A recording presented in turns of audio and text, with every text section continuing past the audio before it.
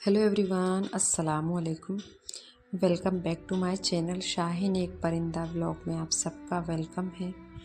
तो आज का जो व्लॉग है ना, वो मैंने सफ़र से स्टार्ट किया है। जैसे कि मेरी ज़िंदगी में एक सफ़र चल रहा है 3 साल से, जब से मेरे हस्बैंड बीमार हुए हैं।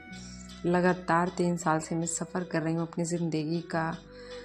मैं चाहती हूँ कि मतलब कहीं जाऊँ तो सुकून मिल जाए दिल को, मगर सुकून ना कहीं भी नहीं आता। ना घर पे दिल को सुकून आता है, ना कहीं जाओ जब सुकून होता है दिल को।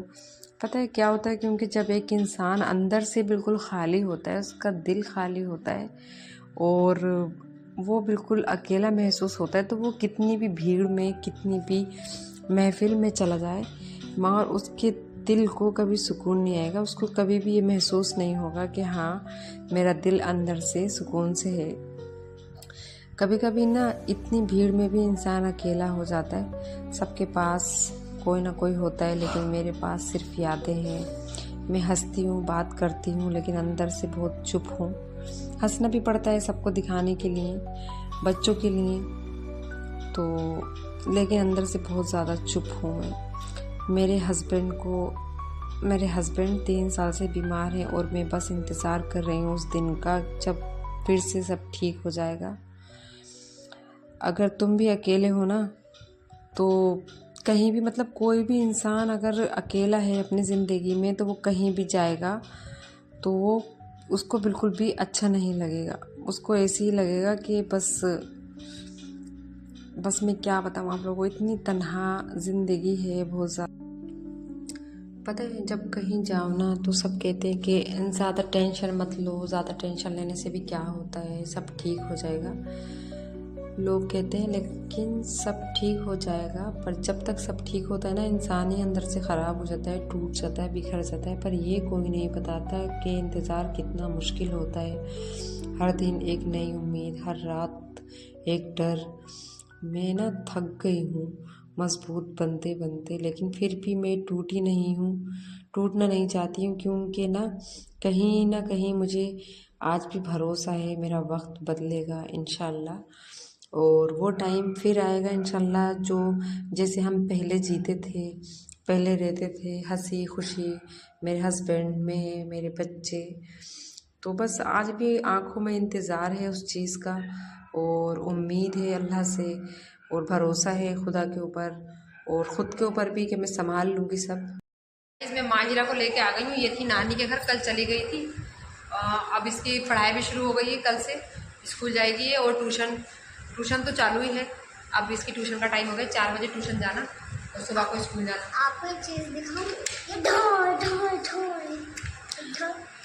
तो आज मेरे ड्रिप भी लगेगी, और मुझे थोड़ा सौदा भी लेना था पकाने के लिए। शाम को सालन बना के रख के जाऊँगी। उस दिन पिछली बार भी मेरे बोतल लगी थी ना, तो बहुत परेशान हुई थी, मैंने खाना आन के बनाया था।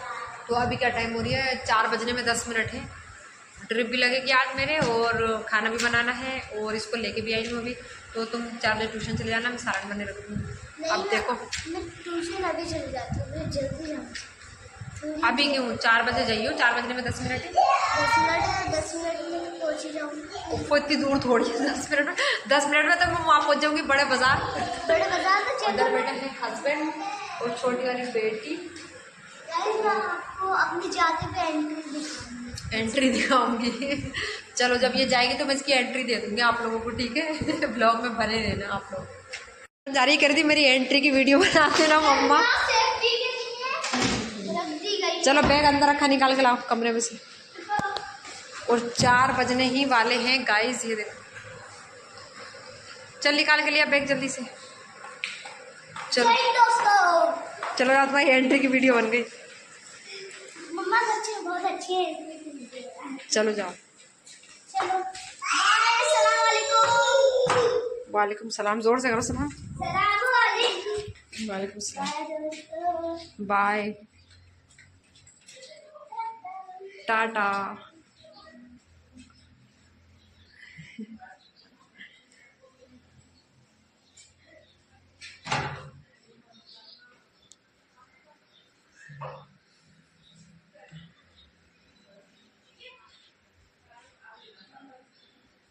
तो गाइस माहिरा चली गई ट्यूशन।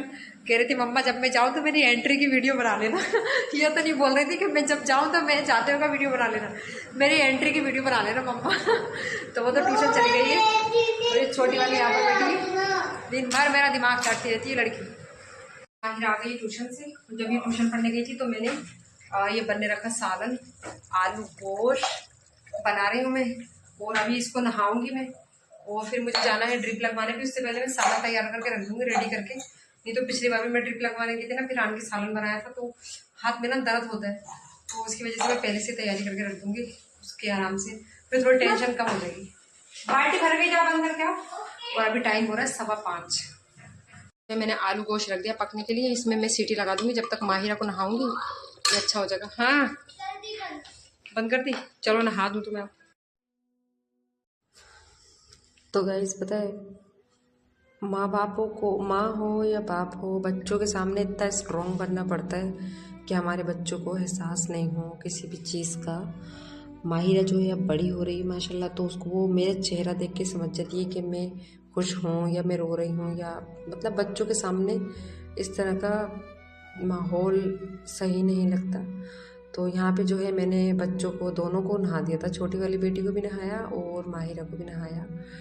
और मेरे अम्मी पापा आ गए थे, तो अम्मी को भी डॉक्टर के पास जाना था, लेकिन डॉक्टर की दुकान जो थी वो बंद थी जहाँ से मैं दवा लाती हूँ, तो इसकी वजह से अम्मी मेरे घर आ गई थी। तो मैंने कहा साथ में चलते हैं, मेरी भी ड्रिप लगेगी और अम्मी को अब्बू लेके जाएंगे अपनी गाड़ी से और मैं अपने बच्चों को अपनी स्कूटी से लेके जाऊंगी। तो बस ये इंसान की ज़िंदगी में ना, और मेरी ज़िंदगी में तो पता नहीं 3 साल से भी ज़्यादा ही हो गए हैं। बस क्या बताऊँ मैं आप लोगों को गाइस, कभी कभी ना इतना मतलब इतना डर लगता है मुझे कि वो जो रात मेरी ज़िंदगी में आई थी जब मेरे हस्बैंड की तबीयत ख़राब हुई थी, उस रात, वो रात में क्या सीन था, मतलब क्या मैंने देखा, मैं भूल ही नहीं पाती हूँ उस रात को कभी भी। और मैंने एक बात भी सीखी अच्छा इस चीज़ से, कि कभी किसी से इतना मत जुड़ना कि उसके बिना ज़िंदगी जीना मुश्किल हो जाए आपका। किसी से भी अपनी ज़िंदगी में इतना प्यार मत करना कि उसके अलग होने पे या उसके दूर जाने से या उसको कुछ होने से आपको बहुत ज़्यादा तकलीफ़ हो या आप जी नहीं पाए उसके बग़ैर। मैंने किया था और आज भी उसी का दर्द जी रही हूँ मैं। पता है, मैंने अपने हस्बैंड से बड़ी शिद्दत से मोहब्बत की थी, और हस्बैंड वाइफ में मोहब्बत होती है, प्यार होता है, लेकिन एक बात समझ आई, ज़िंदगी किसी के बिना भी रुकती नहीं है, बस जीना थोड़ा मुश्किल हो जाता है। इंसान जीता तो है लेकिन जीना थोड़ा मुश्किल हो जाता है, क्योंकि वो जो हमने ज़िंदगी गुजारी होती है ना, उसके साथ में वो जो यादें होती हैं ना, वो हमें परेशान करती हैं कि बस वो यादें जो होती हैं ना, वो जीने नहीं देती हैं। हम कहीं भी जाते हैं, अगर हम कहीं उसके साथ कहीं भी गए होंगे तो पहले से हम वहाँ जा रखे होंगे, जैसे कहीं गए होंगे और फिर दोबारा जाएंगे तो फिर वही बात दिमाग में आती है कि हम पहले ऐसे यहाँ पर आए थे और यहाँ पे कितना अच्छा था, मतलब हम हस्बैंड के साथ आए थे, या जो तुम्हारा चाहने वाला है, तुम जिससे मोहब्बत करते हो या करती हो, तो खट दिमाग में वही बात याद आ जाती है। ये जो बातें होती है ना छोटी छोटी, ये बेचैन करती हैं दिल को, ये जीने नहीं देती हैं, और इसी से एक दिल में यादों का ज़रिया बनता है। यादें आती हैं, फिर दिल रोता है, अंदर से खालीपन लगता है, और फिर उसी इंसान से इतनी मोहब्बत भी होती है, उससे दूर भी रहना होता है, फिर दोनों में जुदाई हो जाती है। और जब एक हस्बैंड वाइफ आपस में प्यार से मोहब्बत से रहते हैं तो मुझे यही समझ में नहीं आता, या तो घर वाले जीने नहीं देते हैं, या फिर कोई ना कोई मुश्किल, परेशानी, बीमारी, आजारी आने के बीच में खड़ी हो जाती है जो दोनों को जुदा कर देती है। पता नहीं ऐसा ही कुछ मेरे साथ भी हुआ। हम दोनों की लाइफ इतनी अच्छी चल रही थी कि मैं बता नहीं सकती आप लोगों को, और बस अचानक से एक रात ऐसी आई मेरी ज़िंदगी में कि सब कुछ ख़त्म करके रख दिया। वो रात का जो वो था ना सीन, मैं आज तक नहीं भूल पाई हूँ। 21 मार्च की रात, कितना भी मैं कोशिश करूँ भुलाने की, लेकिन मैं भूल ही नहीं पाती हूँ गाइस, उस चीज़ को बिल्कुल भी नहीं भूल पाती। तो यहाँ पे जो है हम डॉक्टर के यहाँ आ चुके हैं, और अम्मी ने जो था चेकअप कराया, अब्बू का भी अपना भी, और मेरे जो है ड्रिप लग चुकी है। तो बस यही मेरी ज़िंदगी की कहानी है। अगर मेरी तबीयत ख़राब होगी तो मुझे अपने आप को खुद ही देखना होगा अगर मैं भूखी बैठी होंगी तो मुझसे कोई ये कहने वाला नहीं है कि तुम भूखी बैठी हो, तुम खाना खा लो, या तुमने खाना खाया है या नहीं खाया है। बस यही मेरी ज़िंदगी की कहानी है।